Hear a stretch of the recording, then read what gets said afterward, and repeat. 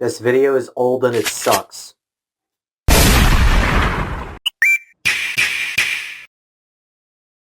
Hi guys!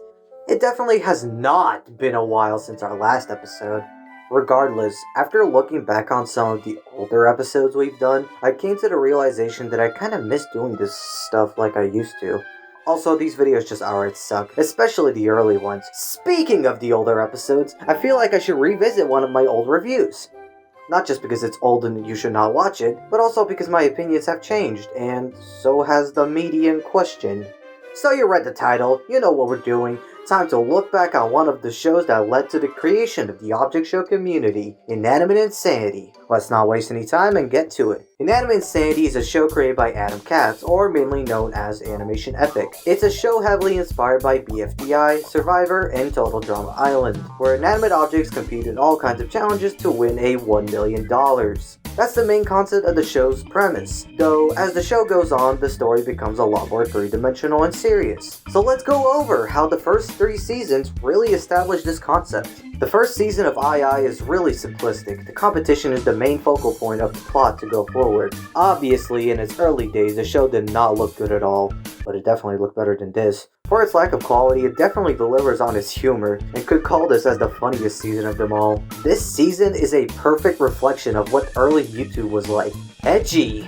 I'm serious, some of the jokes done in these episodes are so edgy and over the top that something like this would not be allowed today. Crossing the border. Isn't that kind of racist? No. The perfect representation of this claim would be recently released Season 1 remaster that wishes to recreate the same feel of Season 1 but also bottle down some of the more edgy jokes from the original. Which, my opinion on the remaster is kinda It's basically Season 1 again, but with updated animation and watered down humor. I personally don't care too much for it, but I can understand why they wanted to make it. Going back to Season 1, it did gradually get better in its animation and assets. And what I mean by getting better at assets, I mean using the BFDI assets for the remainder of Season 1, which like 50% of the OC is guilty of, myself included. Overall, Season 1 gets a recycling bin. It has its charm, but definitely compared to the quality this show will eventually have, it is the weakest of them all. Oh yes, this is it. The season that not just improved everything about Season 1, but also is what made Inanimate Insanity so iconic in the first place. It truly was the first object show to go for a more serialized approach, which back in 2013 to 2018 it really wasn't too common. Yeah, obviously now we have your ones and your nightly manners to fill in on that serialized show trope, but II2 really was the golden standard of object shows. You could argue if it still is or Teapot has taken over that crown, but that's besides the point. With a new season, we have new characters, where half the newbies got out too early and didn't get to grow while the others made me depressed. This season relatively starts simple with not much happening. The lore of the show really shows its colors with episode 8, where we meet the main antagonist of II, Steve Cobbs, the owner of the Meeple Company and creator of MePhone 4. After this point in the series, each and every episode becomes a character study of each remaining contestant of what they're going through and how the competition is affecting them, which I genuinely feel like they do a good job to genuinely make you care about these characters and get sad when things are not looking good. It played out like this for a remainder of Season 2 until episode 14 when the show went on its longest hiatus ever and we had no knowledge of what was going on. What were they doing in the meantime? Oh, an entire new season. Wait, what? So there is a Season 3. In the middle of Season 2. Bo is back. Season 3 boggles down to MePhone running away from his problems and making a whole new season reminiscing of Season 1 with its more simplified animation style and writing focusing more on the simple humor stuff we know from Season 1. This season just basically does whatever the fuck it wants. Switching bodies episode, corrupt cereal mascots, murder mystery, fucking Saber Spark. Industry, but animation is truly easier than ever. Yeah, saying the season didn't try a bunch of different things is an understatement. Luckily, it wasn't just filled with cameos of other YouTubers, it did have its moments and characters that got a deeper focus on this season were genuinely good plot points. Remember how Bo was brought back even though it was established she couldn't be revived? Well, that's not actually Bo, but a robot made by fan and test tube to essentially be Bo, which after Robot Bo goes through a whole character arc of finding themselves they transform into their own person named Bot, that is disconnected from the person they were originally built to be like, which it definitely is still the season's strongest arc that was delivered in a good and satisfying way. although there were others like Nickel and Balloon finally talking and eventually form a strong friendship. However, this plot point overstated its welcome by lasting longer than it really should have, which unfortunately made it more of a chore to watch it than something interesting. Luckily, the true final resolution of this arc had a good end to it. And that's basically Season 3. It tried to do a thing that Season 1 Remaster eventually ended up doing, but it also tried to be a character development for Mifune specifically. It was created by Cobbs, was mistreated by him, not value his wishes or well-being, and was only seen as a tool. So when in episode 14 everybody thought it was Cobbs coming to get him, he pushed away both of his assistants that were always by his side. He went into hiding, make a whole new season to get away from it, but it simply didn't work like that. The more you run, the more you'll end up where you started. And after a whole season of character growth, he is on the path to face his fears head on. Season 3 definitely is a weird one. When this show was good, it was really good. When it was bad, it was really bad. Unfortunately, due to the nature of the season and maybe a little bit of controversy going on in the real world, it's what made the season difficult to make. So overall, this season still gets a keep it, because it still did the one thing it had to do. Prepare us for the end. Spoilers, if you haven't seen the entire show yet, you've been warned. Inanimate Insanity the movie, the magnum opus of II. Before the movie, we got episode 15 that not just explained that Mifune was really just gone for a day, or at least a day in the perspective of the contestants. I don't know how that works.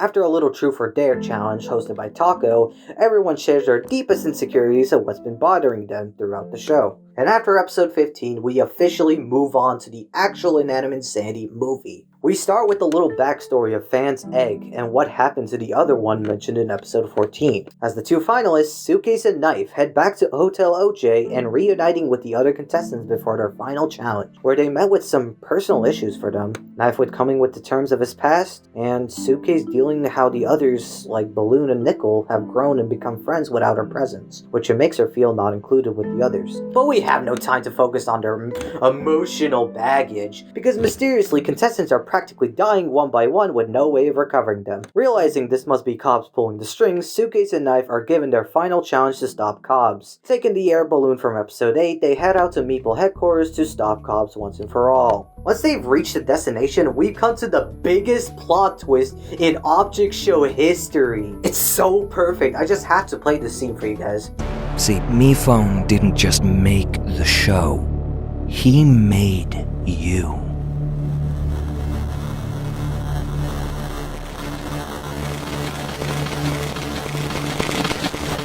Oh my god, what a reveal, and it just changes everything about the show. You cannot watch the show the same anymore after this. After this revelation, they get captured and we see the others scrambling on what to do with people dying to Mifune X, which we later find out it was Toilet all along. Oh, Toilet, you committed mass murder, but we'll just ignore that part. Mifune ends up telling the truth about their origins, which makes everyone essentially hate him even more and blaming Mifune for all their problems and their bad characteristics. And then Cobbs kills everyone.